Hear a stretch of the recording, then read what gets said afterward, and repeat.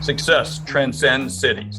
As one of the world's most respected business leaders, I know what it takes. Join me now as I sit down with fellow leaders and we share our insights into how you can be successful. My name is Jeffrey Hayzlett, and this is All Business.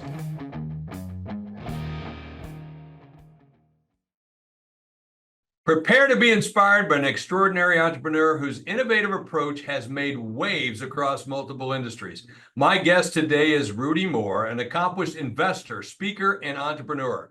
Rudy's journey from a fitness expert to a powerhouse in the business world is nothing short of remarkable. As the mastermind behind Mawer Capital and The Red Life, Rudy has demonstrated his ability to drive remarkable growth and success. Not only has he built a thriving business, but he's also recognized as one of the top 5 Facebook advertisers in the world, a testament to his unparalleled expertise in digital marketing. Rudy, welcome to All Business with Jeffrey Hayzlett. I'm excited to be here. Let's go.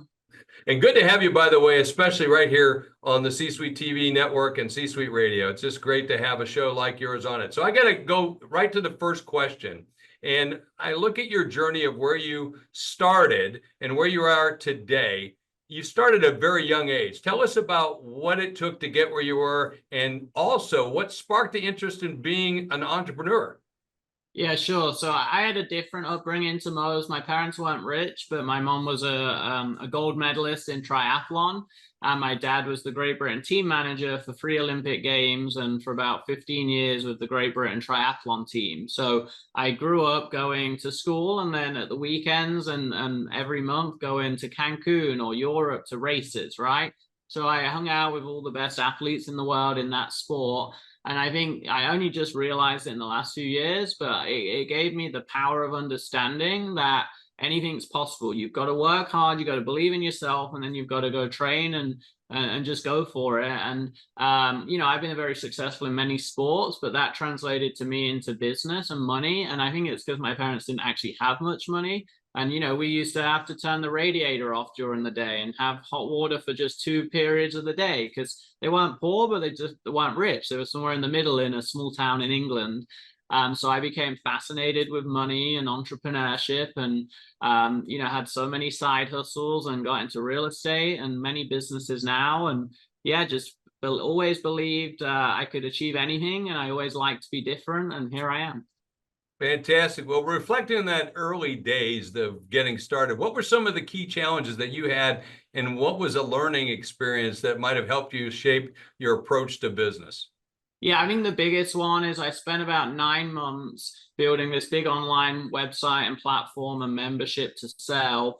And I spent a lot of money, thousands of dollars as like a 19-year-old with a big website firm and hundreds of hours building it. And then it was finally finished, but I realized I had no clue how to market it. I didn't understand marketing. I didn't understand driving traffic. And I think most entrepreneurs like me, I think at first you assume that people just show up, right? And then you actually realize, no, they don't. And you have to drive traffic and build a brand and all that. And luckily I was 19 when I learned this the hard way.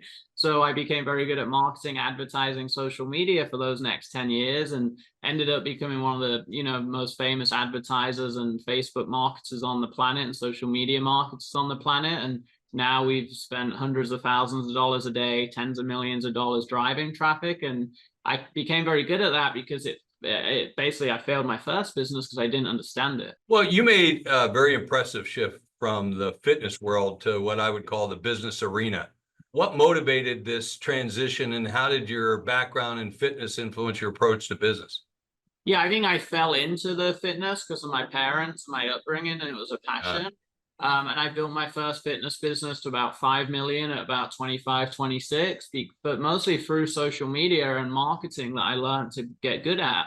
And then I just kind of realized, hey, I actually love the entrepreneurship and marketing and business more than I love the fitness. And honestly, I, again, built a big business, and a lot of my other friends that had multi-million-dollar fitness companies and supplement lines, they started asking me for help on all the business stuff. And I grew this like side agency where I was doing like 60 grand a month profit, just running a few friends like ad accounts and social media.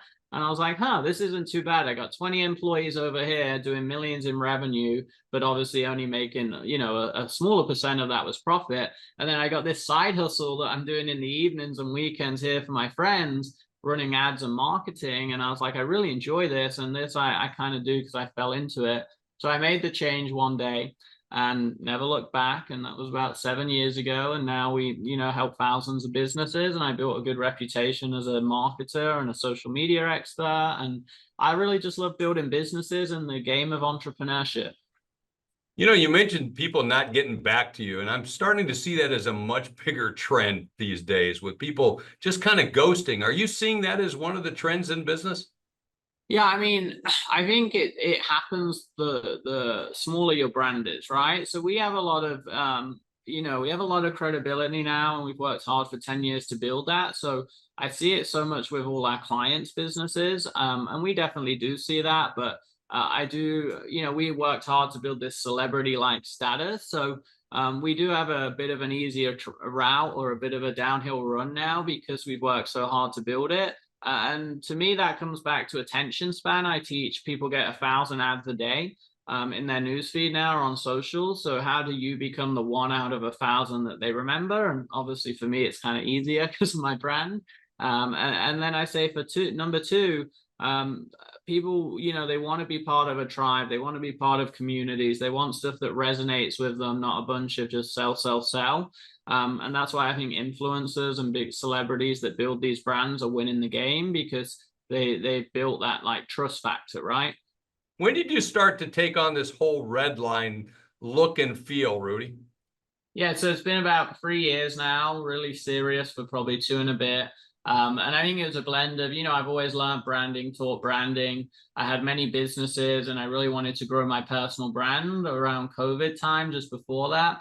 And, you know, I kind of everything I've always lived by is being different, right? Like one of the stories I tell a lot is when I was in England as a child. England was in the World Cup for soccer, which is the big deal in England, right? And they were facing Brazil, and I decided I supported Brazil that year, and Brazil knocked England out, and I wore a Brazil shirt to school, and as you could imagine, I wasn't very popular that day.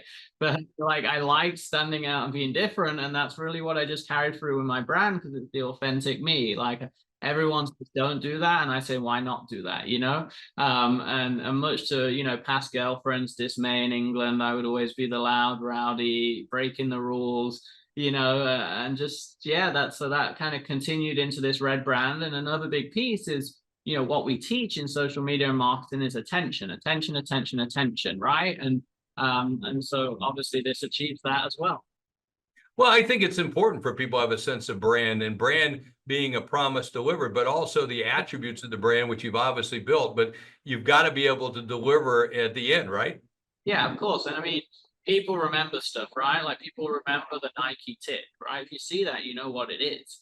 And then obviously it's, I always say too, it's kind of like when I was in the fitness space, people want to go and work with a personal trainer that's got a cover model physique, right? Because that's what they aspire to achieve. And in the marketing and business world, you know, people want to work with someone that's got 1 million followers and works with all these big brands and celebrities and has lots of successful companies versus this marketer that no one's heard about, no one knows, and hasn't built their own business. So I'm living proof of what I do. And in my industry, there's so much of these like business and marketing coaches and agencies where they've never actually grown, you know, a company. We've grown many companies to millions, tens of millions, over 100 employees. So I think also part of it is like proof we know what we're doing, and it's not just theory we know, it's actually we've done it first and now we teach it.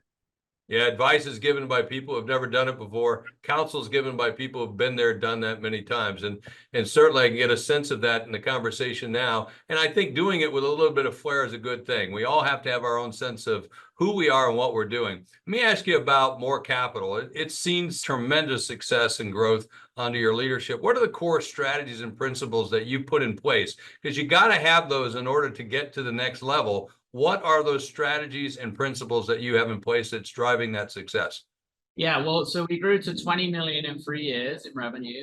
And interestingly, for about half that time, I was also running billion-dollar brands for an acquisition, spending most of my time there.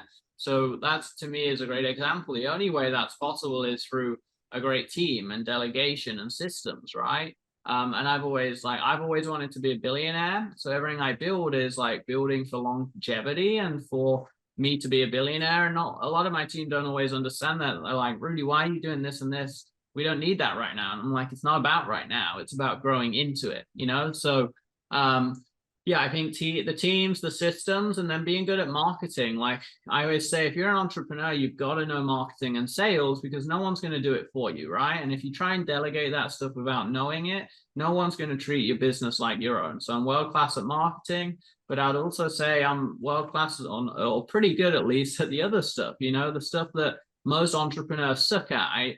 I know how to hire. I know how to build systems, frameworks. I have data tracking and KPIs. Like, you know, I know every number in every business. I get hourly reports. I get daily reports on all my companies. I know KPIs, CPAs, everything, ad spend. So I think it's some of the bigger picture stuff that most entrepreneurs never figure out. Because I've had great mentors. I've invested over $1 million in courses and personal development. I get to hang out with people like Richard Branson and learn from him, and Shark from Shark Tank. And yeah, so I think it's the combination of all that combined. What's the core mission of the Red Life?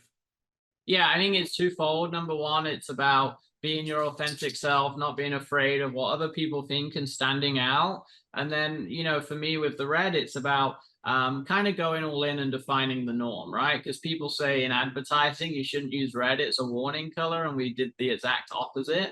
And now it's, you know, it's about grabbing attention, which most brands suck at. And that's why I always say you can have the best product in the world, but if no one knows who it is, it's never going to sell. I always like it when people tell me I can't do it and I go do it anyway. I love that. You just keep that going, because I tell people all the time, they tell you you're going to fail, and then you win. It's awesome. So Rudy, you've formed some very powerful partnerships, like with Kevin Harrington, good friend of mine. You've also worked with some of the most famous billion-dollar brands and major A-list celebrities. Can you share how these collaborations came about and what impact they've had on your business and personal brand? Yeah, I think, you know, as we talked about earlier, like I think you saw as an entrepreneur, and if you've not come out of a business background or business degrees, which I hadn't, you don't even understand you can do partnerships and licenses and acquire companies, right? Like I started and I thought the only way to grow a company is to just sell more of my product, and you just have to keep doing that. And then you realize over time, hey, that's the slow way of doing it, probably not the smartest way, but still important, but you can compound that and shortcut time if you can do the other things too. So can you create joint ventures? Can you create partnerships, license deals, right? Can you take a model that's making multi-millions and then duplicate it over here and here and here, right? Can you franchise it? So I started to learn these other aspects of business that, you know, can help compound growth. And one of those to me was leveraging celebrity brands. Like I saw the power of building a brand. And then I go, well, if I don't want to spend 20 years building a beauty brand over here, how could I take someone that spent 20 years building a brand that's known maybe for that and create a beauty line under them? How can I take someone that's great at basketball or a sport and famous for it and create a product or a brand over here? So a lot of it was that, honestly. It was like understanding the power of joint ventures, relationships, and then how do I collapse time and duplicate a successful model multiple times horizontally? So managing multiple successful businesses is quite a challenge. So how do you manage your time and resources to ensure that your sustained growth is going? Yeah, I think the short answer is difficultly.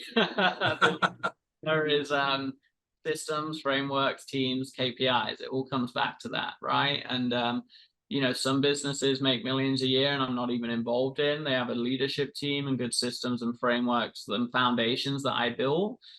Some areas of the business I have great leaders in them, and but one thing I've learned is I feel everything has to come from you. So I've kind of got into this routine of I'm going to build, I always reference McDonald's, right? Like I'm going to build the McDonald's menu and then how the machinery to produce everything, and then the conveyor belt like system to make a burger, and then all of that. And then once I've got the model and I'm happy with it, that's when I'm now going to bring other people in and checklists and SOPs and processes to make sure it's all running. And then I'm going to move on to the next McDonald's, right? And that's kind of how I put my businesses. So how do you stay ahead of the marketing trends to make sure that your strategies remain innovative, effective? I mean, there's a lot going on these days. Yeah, I mean, I have a competitive advantage because I am one of the leaders in that. So, you kind of get almost insider information, or you get to really see what's coming on the horizon because you're hanging around with all the other top players, and we're all, we're lucky to be in an industry where we're all collaborative, even though technically we're competitors, we're all best friends. So we're all sharing and supporting each other. And then I think I have insane levels of creativity, which are always important because creativity and innovation will always keep you progressing. And then I move fast. So, like, AI became a big thing. Mhm. Within a couple of months of it going mainstream, we had like made products and made millions of dollars from those. When COVID hit, like that first week, I launched a marketing business program on how to start an online business from home, and I called it a lockdown challenge. And we made several million off that over the next few months and year. So yeah, it's I think it's looking at the end, and there's plenty of trends I have missed as well because I've been Yeah. busy on stuff, right? And you can't win everything, but it's picking my battles, looking at what's happening right now, and then moving fast. I can get stuff up in a day, a week, and just get it going. And I'm like, I always say my business is like a train, and we're constantly building the train as it runs. We don't pull it into a maintenance factory for a month. We keep it running and we build on it. Yeah, very good. And you can't do everything. That's one of the biggest things you learn is being Yeah. an entrepreneur. You want to do it all and you can't. And you got to manage, large teams. I've done that, of hundreds of thousands of employees at the time. But how do you build and maintain a high performance teams? It seems like in every conversation I have with every business leader, it's always about talent. So what do you look for when hiring new talent, and how do you maintain that high performance team? I actually think that's probably the hardest or one of the hardest parts of business, right? And it's something I would say I'm still learning because I don't think it's ever ending, like how to manage and get better as a leader. And I am pretty young, 32, so I've been managing teams for about 10 years, and I'd say I'm decent at it now. And I think there's a lot of things. I think it's finding the talent. Like I see talent acquisition just like lead generation. So over the last 2 years, we've done about 800 interviews a month.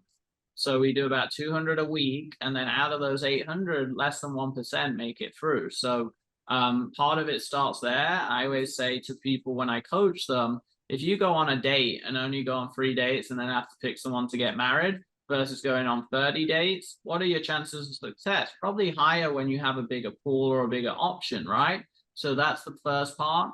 I think second part is finding our best talent, the people that stay the longest and commit. It's because they really love my brand and they know me and they maybe followed me and they like actually want to work here. We tell people in an interview, don't take this for a job. There's easier money out there. Take this because you are passionate about this and want a long career here.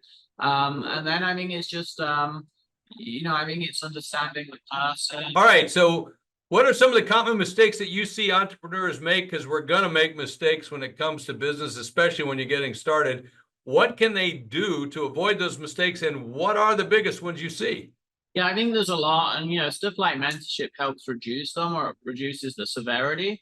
I think there's, some of the biggest mistakes I've made is trusting people to just go run stuff without the frameworks and systems being built by me. I don't think everyone functions like you would want at the time.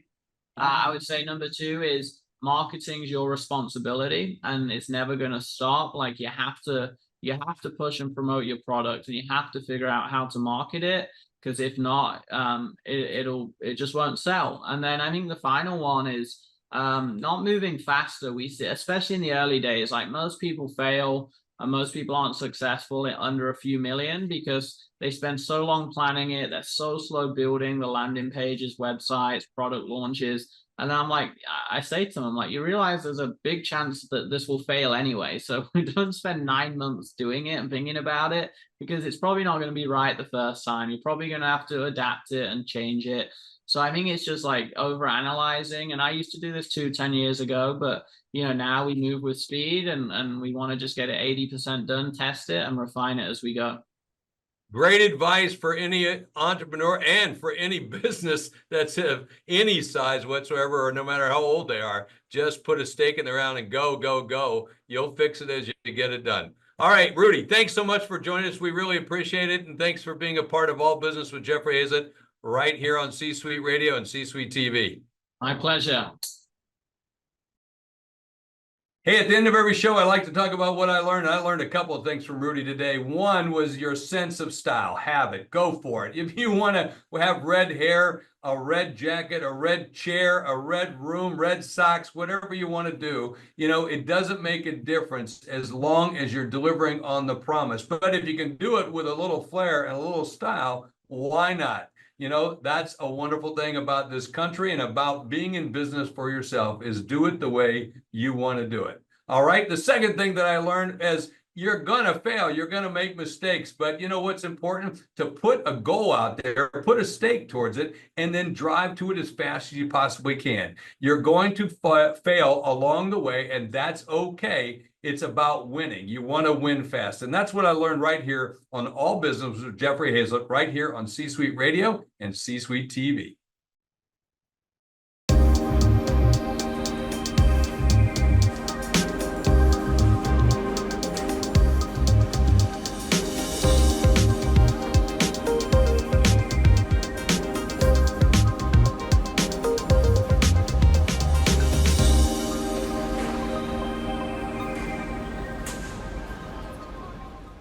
Welcome to Bestseller TV. I'm Taryn Winterbrill. We're here with Nancy Lynn. She's the author of The Young Polished Professional, Exude Confidence, Credibility, and Composure. Great to have you with us, Nancy. Thank you. It's great to be here. So first off, tell us about the book. In a nutshell, what is the hook? What are you going to get from reading this book? It's The Young Polished Professional, and the idea behind this book is you'll know how to be polished as a young professional, and they need it.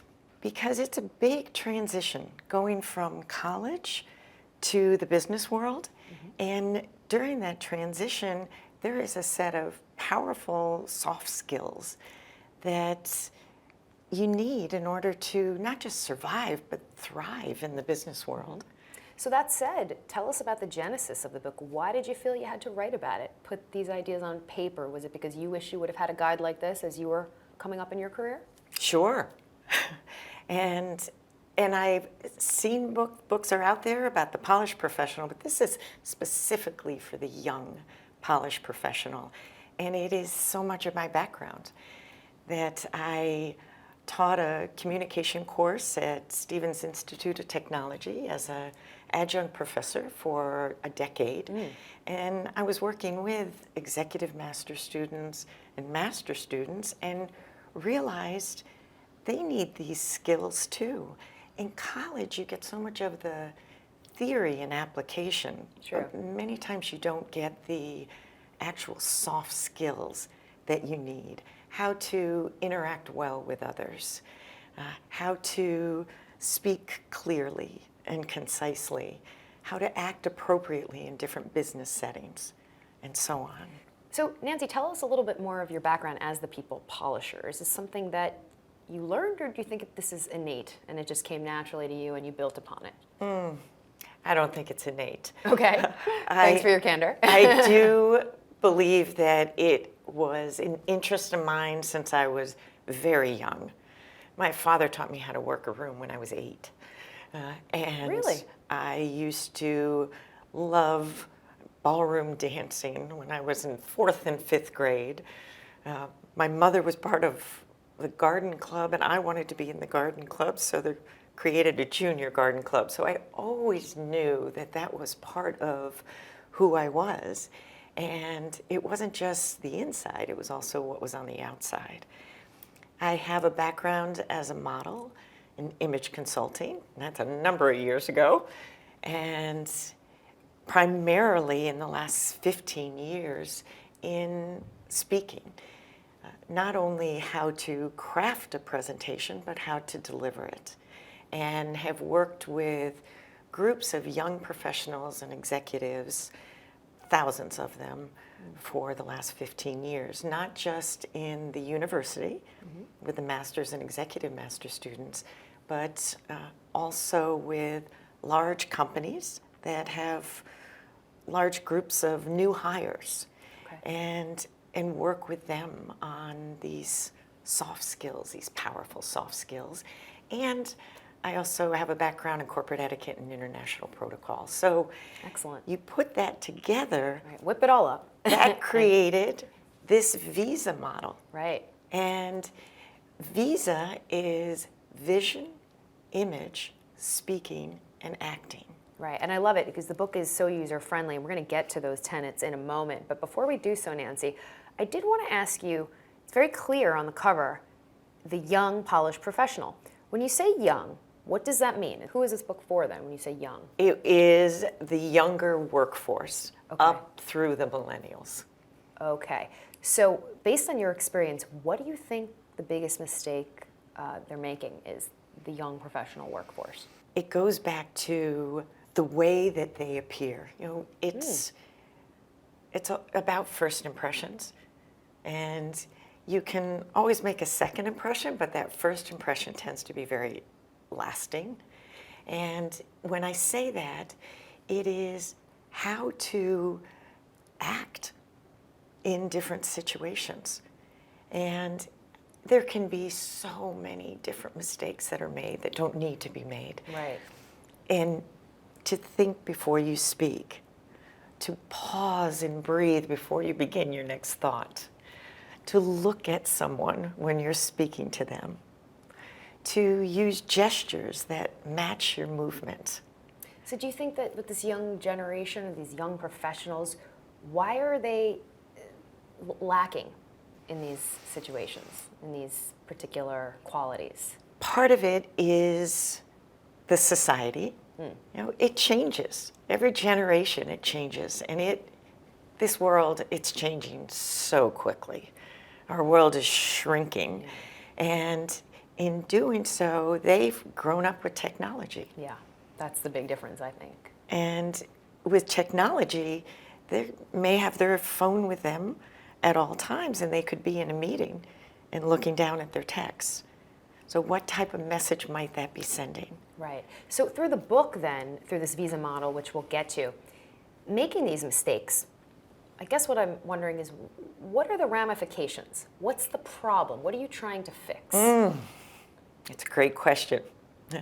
And what I was thinking of when I wrote this book is the problem I'm trying to fix is I want them to be able to get that job offer, to get the promotion more quickly, to interact more effectively in the workplace with their coworkers. And you mentioned you actually live with two young professionals, right? Or you know two young professionals very well. I have two young You professionals. have two young, right. And that really is why I wrote this book. My daughter graduated from college, and in graduating from college, she needed to go through this whole process of getting the job offer.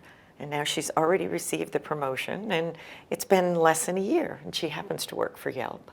Having this ideal customer and growing up with her and realizing life is all about transitions. Right. And this was a big transition, and I had the tools to be able to help her. So what did you learn from her that you then implemented into the book? Quite a bit. One particular point that I found interesting is she read it over before I submitted it, and she said to me, when we were talking about a career path, that it will help you on a career path, she said, it's not a career path, it's a jungle gym. And I said, tell me more. Yeah, and do tell. in telling me more, these generations today, the young professionals, they move quickly. That when they go to work for a company, they want to be able to make a difference. They want things to happen quickly for them.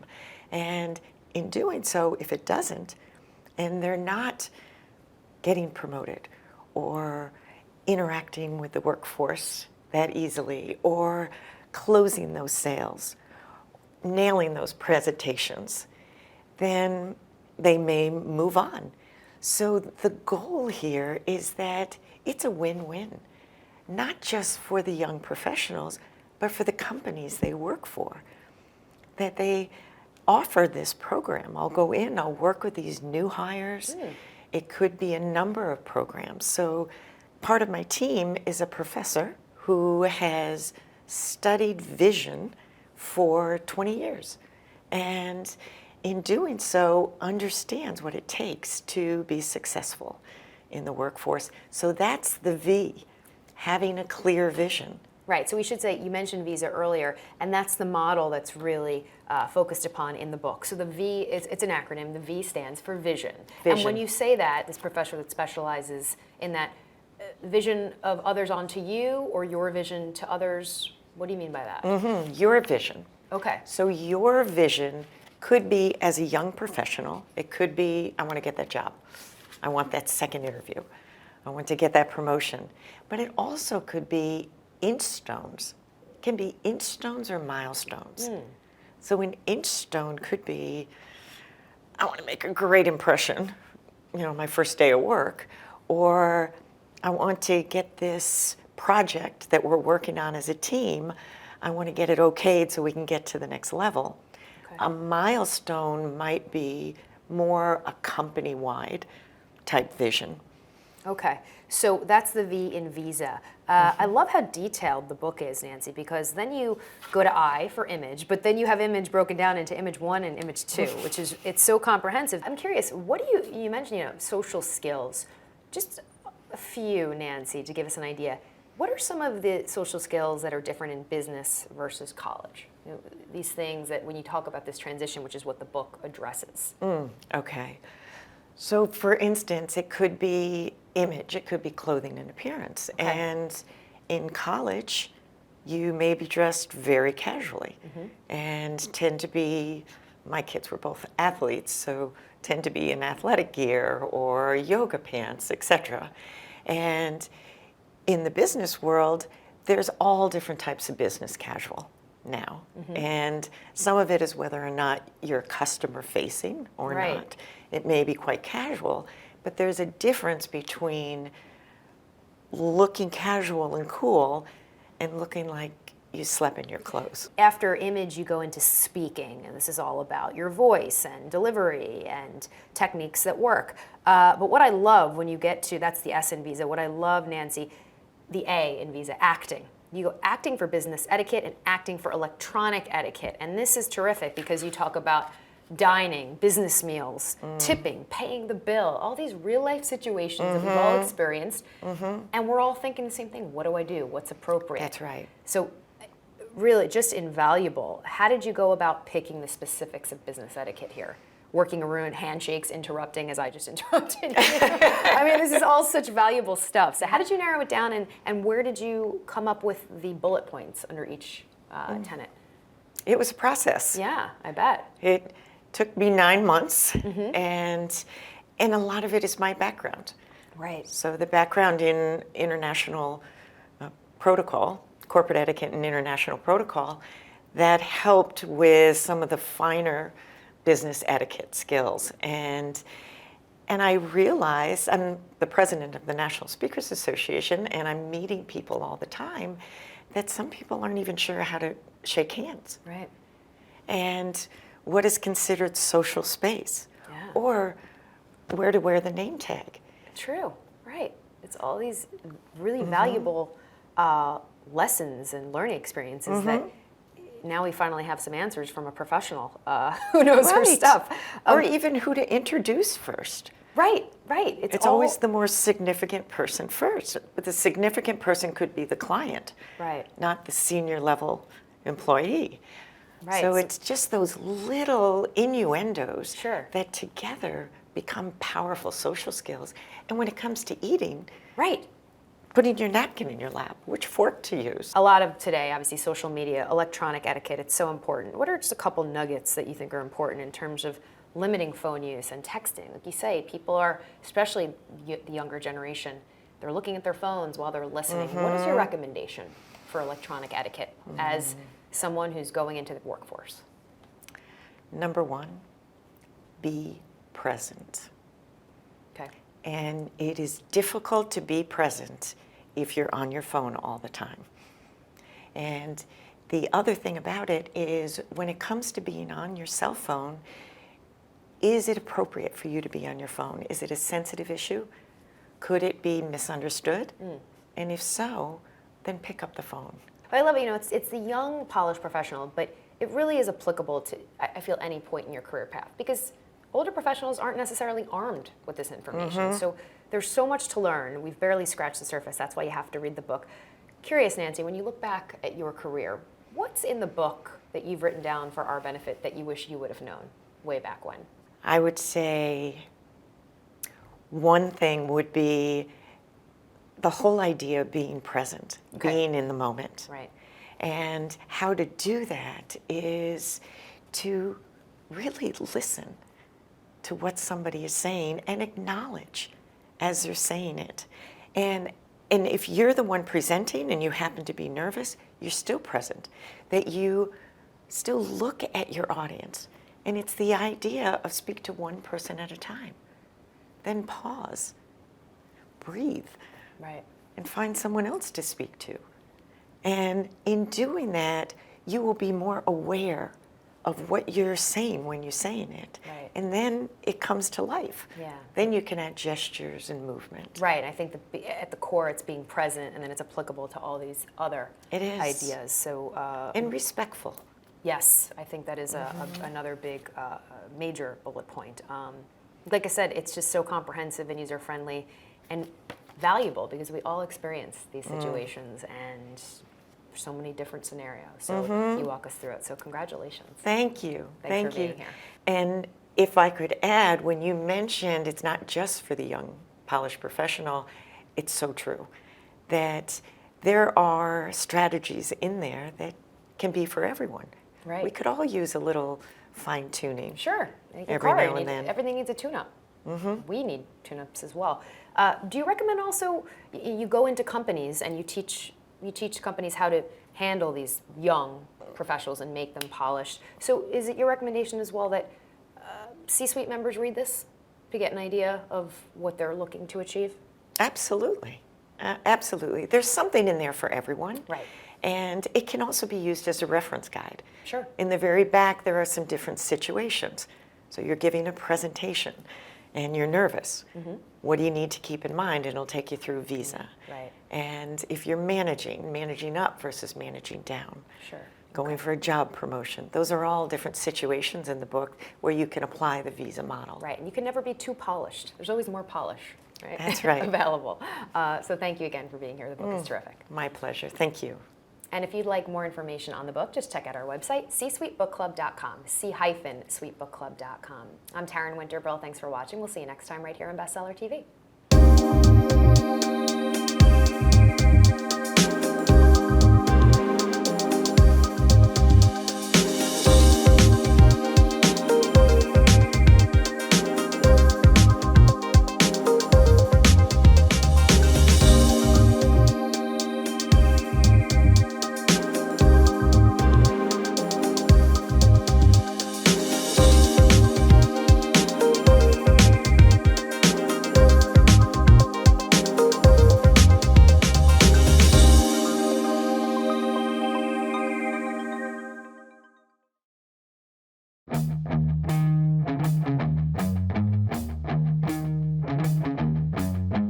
Video consumption is at an all-time high. Screens are all around us, and content is at our fingertips across multiple platforms.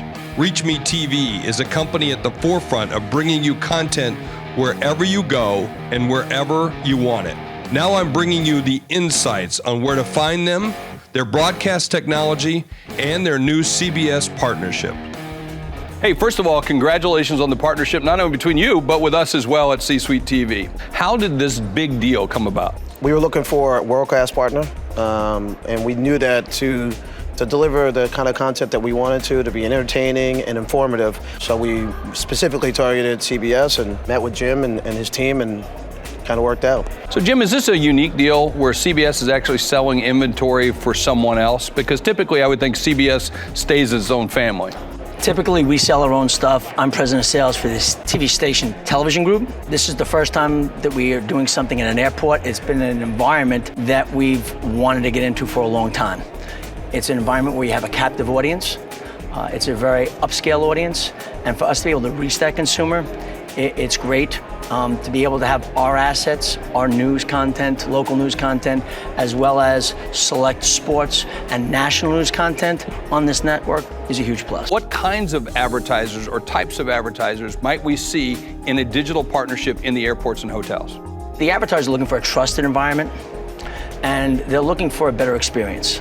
I think when you're going to the airports right now, on local TV, it's very simple.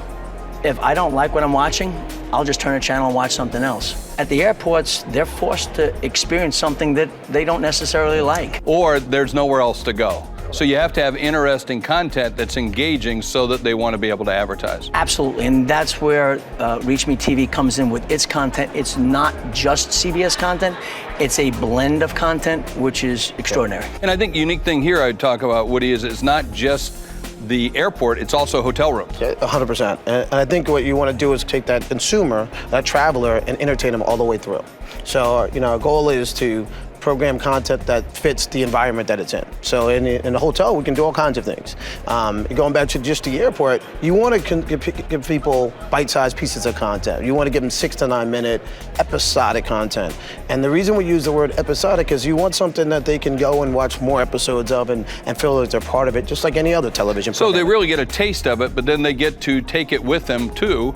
And then when they get to the hotel, they can actually view it on the app or view it on the hotel screen. Correct. And we even made it even simpler. We made it so you can do it as mobile web. So you can just go directly to reachme.tv. You can type in the channel number from the screen you just walked by, and that content goes directly to your phone. And then, as Jim said, they're watching not only sports, entertainment, but also business TV like C-Suite TV. One of the reasons we wanted to, have businesses, most people are travelers, are business people, and it just makes sense. So when you go through the airport now, it's either you're turning on a channel and it's only sports or it's only news, and that's not how we consume content, and that's not what we want as a traveler. And gives them a lot more choices. 100%. Absolutely. And clients are constantly looking for that trusted environment.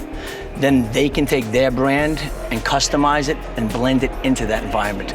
They always want to be close to the environment. Talk to me about how the Reach Me network works. So I've got streaming content that's in every bar, in every gate, in every hotel room, but I can see that minute and a half and then go see the bigger piece down, what I would call below the screen, right? You hear a lot of people say second screen, and it's a nice fancy term, but we took it serious. How do we take that content from that screen and have a consumer be able to, and it's an experience. Or the real screen. I would call it the real screen. The real screen nowadays, yeah. Because that was a screen that you got with you at all times. Right. And we wanted to make it easy. We wanted to make it simple. If you're looking through most people's phones, and if I go like this, I have like 4 or 5 pages of apps. I don't need any more apps right now. So we focused on the mobile web, and then we focused on creating a platform that allows you to go from that screen to your screen, and when you're on your screen, you can binge watch every one of these shows. So you can see a 90-second or a 3-minute or a 6-minute, clip of that show, but now you can go down and watch 10, 20, 13 episodes of those shows. And that's why I keep saying about focus on episodic programming, because that's what engages people. That's what binge watching is episodic. And so it's really about capturing behavior of the consumer or the traveling public who is out there watching that screen at the bar, but then wants to take that with them on the rest of the trip. 100%. So when I think about TV, I traditionally think about the traditional broadcasters, the big ones like CBS. But now this is about extending the experience to a much more personal experience inside that digital environment. What more do you see coming in the future? If you go back to why we went to a partnership with CBS, we looked at it and said, eventually the big 3 that are on air are also going to be the big 3 down when you go to your own phone. So how do we connect that through Reach Me TV? How do we be that connector to do that? And we looked at, when we look at this partnership, no matter what I'm doing, I still want to know what's going on in news, what's going on in sports, what's going on here, and there's nobody better than the big 3 to do it. And we picked what we think is number 1. And if you look at that, I think that's what the digital is going to change. It's going to change into something you carry with you. As soon as you leave your home, you're going to tap in that, and now you're in your Uber, when you're on the plane, every part of your travel, you know that you've got Reach Me TV in your hand, and that's powered by CBS. When I think about the experience, and you mentioned this about keeping that experience experience and in talking to others at this conference, which we're at the Airport Revenue News Conference, premier conference for the airport industry. When I think about that content, it's really about driving to that traveling public. You're going to be able to customize it, or at least I imagine, to the extent of if I'm at a gate where it's more bigger city, it might be more business content, or if I'm going to Cabo, it might be more entertainment or destination. And that's the beauty of we're able to program every single screen, not just an airport, but every single screen inside that airport, individually from our, our studio hub. And that gives us the flexibility to do exactly what you're talking about. So big partnership, I would call it game changer. So how is it a game changer for each of you? The first thing was, when you're launching something like this that's new and that's innovative and that's disruptive, and the words that everybody uses are they really committed? Are they really committed? And when you walk around and we're at the airport news conference, revenue news conference, everybody talks about commitments, and the game changer commitment for us is how long of our agreement is. Having an agreement that's 6 months or a year, that's not a commitment, and not to people that are building out an airport. Having a 10-year agreement changes everybody. And the agreement's a 10-year agreement? 10-year agreement. That's almost unheard of in a digital deal, right? Exactly. Absolutely. So that must have said something to you when you guys said, hey, let's go do 10 years, and you're taking that upstream to the rest of the When you're board and starting decision something makers. from ground up, which we are, we believed in each other. We knew we had to commit to each other. I look at this from two perspectives. One, for CBS to extend its reach.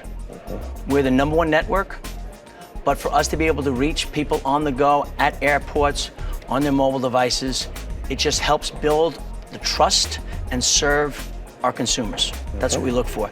And secondly, revenue. We look at this opportunity, we're constantly taking our content, and how do we take our content? Our local news content expires within 24 hours. How do we monetize that content? In that short window of In time. that short window of time. So we take that content and we have to reach out to different outlets. And this airport is the perfect way to do it. Congratulations on the partnership for you guys and for us as well, and on making this a real priority for everyone that's traveling. This is going to be a great way for us to be able to move into the future. Well, thank you for having us. Congratulations, gentlemen. Good to see you. Thank you. Absolutely.